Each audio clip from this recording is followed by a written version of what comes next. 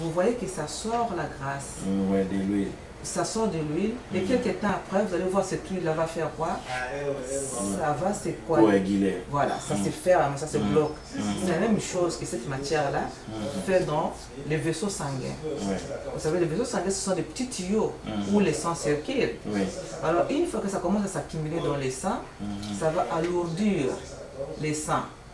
Les sangs ne vont plus circuler comme il faut pour aller au cœur. Et le cœur, lui, c'est la machine. C'est une pompe.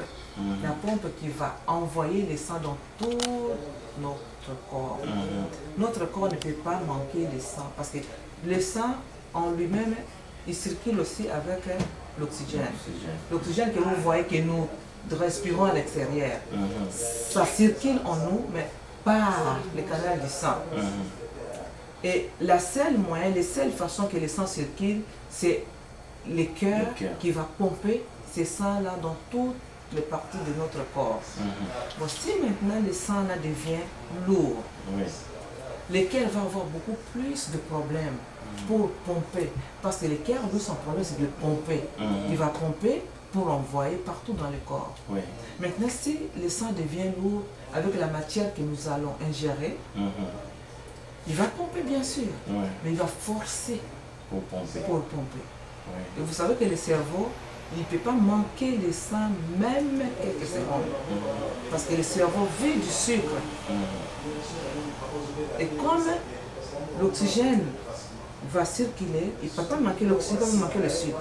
Comme le sang, il transporte et le sucre que nous mangeons dans tous les repas, et l'oxygène que nous recevons à l'extérieur, le cerveau ne peut pas le manquer. Mais si le cœur n'est plus capable de pomper le sang comme il faut pour envoyer au niveau de toutes les cellules, les veines du cerveau, il va avoir un problème. Un problème sérieux. C'est ainsi que nous sommes en train de faire une promotion de la santé sur les habitudes de vie, la façon d'alimentation. Je vais maintenant vous donner le guide alimentaire canadien. Est-ce que vous avez déjà entendu parler de ce guide-là? Non. Je vais vous le donner. Il y a 4 groupes d'aliments là-dedans. Comment manger. Une alimentation saine. Ce n'est pas toujours que ça soit cher. Comme vous avez dit, vous mangez des légumes verts, ça c'est très bien. Vous mangez la viande, c'est bien. Le poisson, c'est bien aussi. Les laits, il faut aller choisir des laits de moins de pourcentage. Les laits à 3%, il y a beaucoup de matières grasses là-dedans. Il y a les laits à 1%, ça c'est bien. Il y a aussi tous les gâteaux que nous mangeons, on ajoute toujours des choses ajoutées là-dedans, du sucre ajouté. Ça aussi, à la longue, ça peut causer le problème de notre santé de vaisseaux, de veines, là où circule le sang. Le cholestérol, comme vous venez de me parler tantôt, là, le cholestérol, lui, il y en a deux. Il y en a des mauvais et puis il y en a des bons.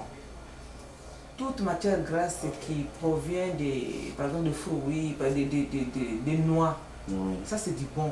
Dans les avocats par exemple, l'huile d'arachide, l'huile de maïs, ça c'est bon parce que ça ne se coagule pas, ça ne se bloque pas, ça ne se ferme pas. Mais toute huile en provenance de viande, comme on a donné l'exemple des bacon, vous allez voir que lorsque vous mettez le bacon dans le feu, il y a toute la matière grasse qui sort et quelques temps après, ça coagule. Exactement ce que ça fait dans les artères. C'est ça. Les légumes, c'est très important aussi. Les matières qui sont riches aussi en fibres, c'est très important aussi de consommer ça parce que ça va nous aider à éliminer, à aller à la selle facilement. Parce que si on continue à faire des constipations, il y a risque aussi de développer certaines maladies au niveau de nos intestins. C'est vraiment très important. Quant à l'exercice physique, il est vraiment important d'organiser l'exercice physique comme vous avez dit là. C'est très bien que vous sortez, vous marchez avec les enfants. Ça c'est vraiment très important. Parce que lorsqu'on mange, on finit de manger et puis on reste assis pendant longtemps à regarder la télé. Ce que nous avons mangé, on n'a pas eu le temps de le fractionner. On n'a pas le temps de faire brûler toute cette matière, la graisse qui a été consommer en nous. On reste là avec ça, et puis on va dormir, et le matin on va au travail, et ce rythme-là, parfois ça vient poser les problèmes de notre santé du cœur. Est-ce que vous avez quelque chose que vous voulez savoir que je n'ai pas dit? Non, exactement, j'ai compris. Le tout, j'ai compris ce que vous venez de m'expliquer. Il n'y a pas vraiment à ajouter. Cependant, je vais vous remettre le guide alimentaire, guide canadien alimentaire que j'ai. Attendez, je vais aller chercher.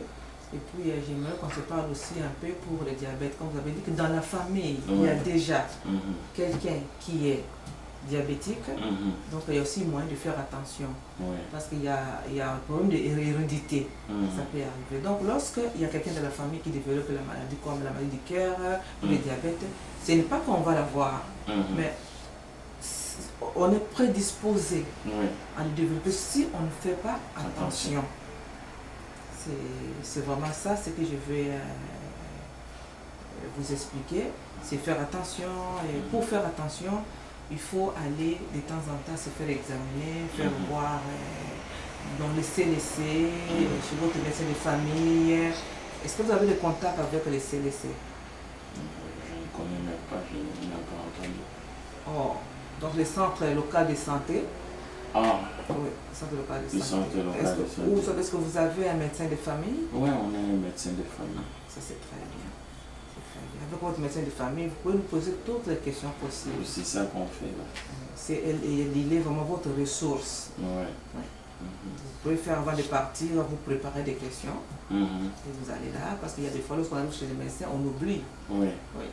Poser des questions concernant la santé, comme ça. Regarde, moi je fais ceci, est-ce que c'est bon, est-ce que c'est pas bon, qu'est-ce que ça peut faire dans ma vie.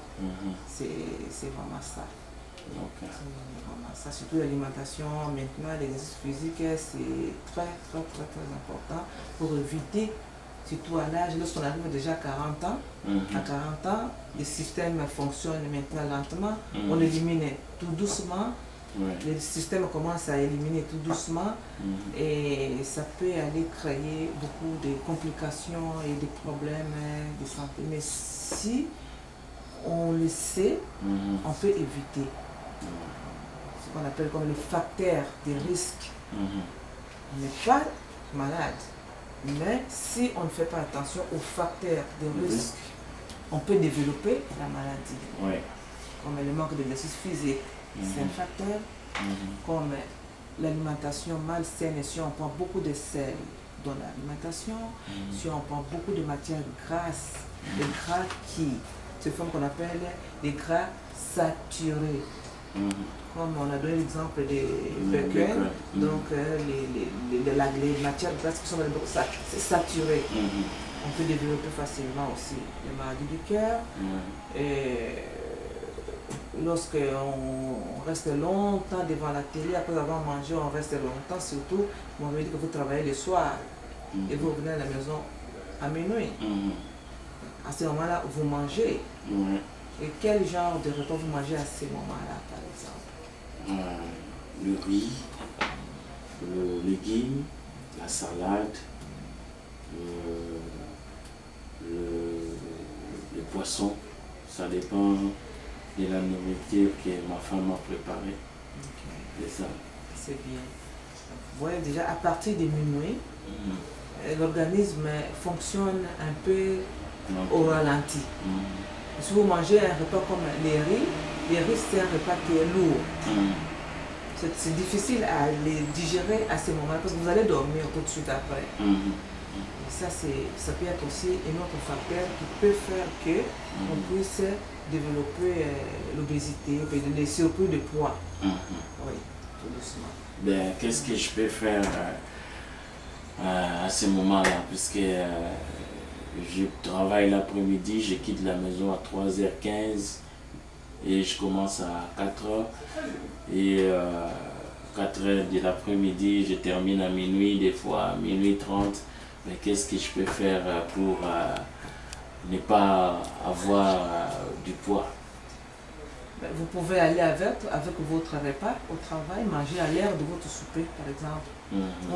Vous pouvez amener les repas, pas un gros repas, des petites portions.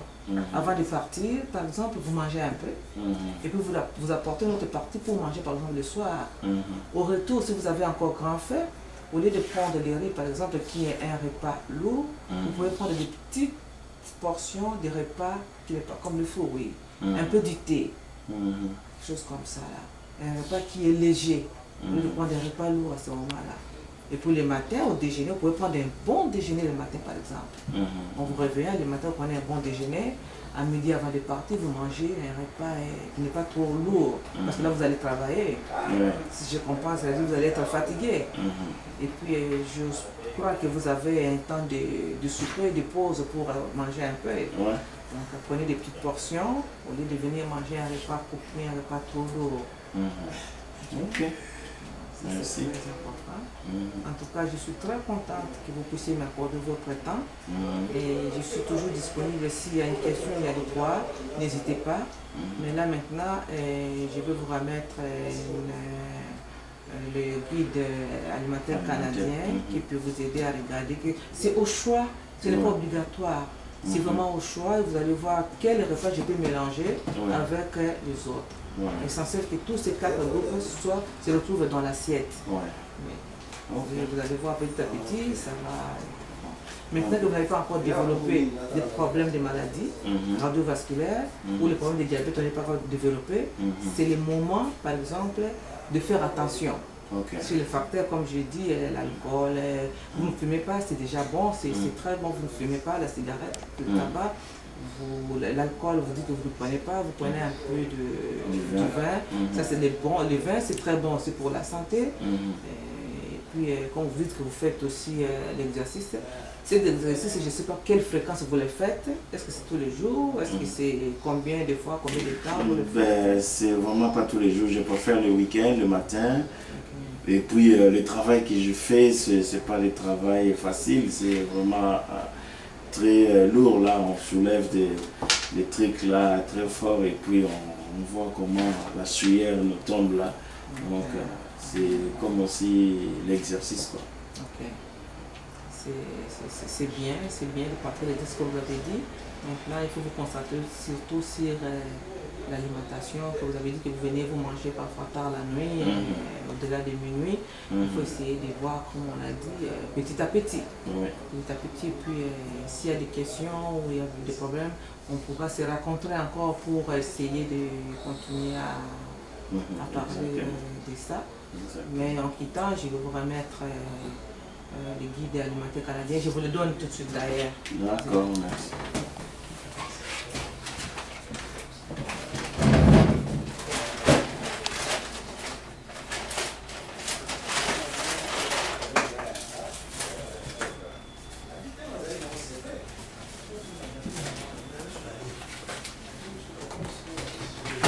Ça, c'est pour le diabète. On ne parle pas de diabète maintenant.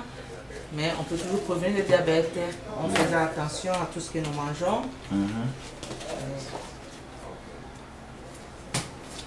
Ça, vous avez, ça c'est l'accès au répertoire pour les services de santé, au cas où vous avez des questions.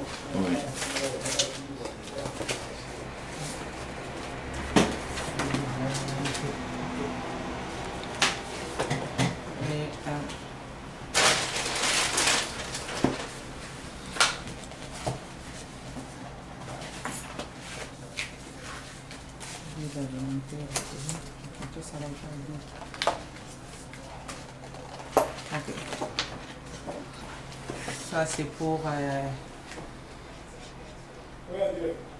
le manger. Qu'est-ce que vous pouvez manger pour la santé du cœur? Ça va ici.